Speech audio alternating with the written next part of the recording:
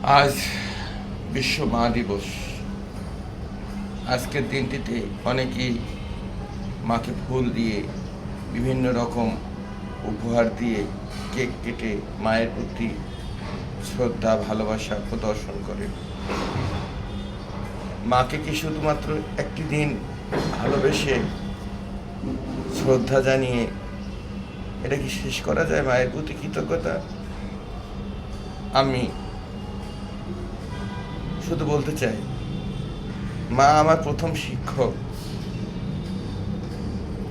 আমাকে জন্ম দিয়েছে, পৃথিবীতে এনেছে। এর কৃতজ্ঞতা মুখে বলে, অন্তরে স্বীকার করে শেষ করা সম্ভব না। মাই আমার প্রথম শিক্ষক, রান্নাঘর আমার প্রথম বিশ্ববিদ্যালয়। মা আমার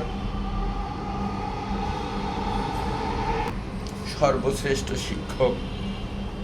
ভালোবাসি মা, যেখানেই থাকি যেমনই থাকি সবসময় মিস করি তোমাকে। ভালো থেকো। তোমার দোয়া ছাড়া পৃথিবীতে তোমার কাছ থেকে কৃতজ্ঞতা প্রকাশ করার মতো কোনো ভাষা নেই। তোমার দোয়ায় ভালো থাকি, শত কষ্টে শত দুঃখে, যত বড়ই হই না কেন তোমার কাছে সবসময় আমি ছোট। এত কষ্ট দিয়েছি,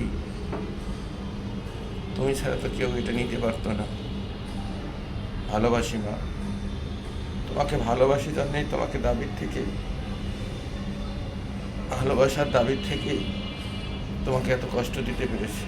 তবুও তোমাকে বলবো মা, কিচ্ছু বলার নেই, শুধু ভালোবাসি।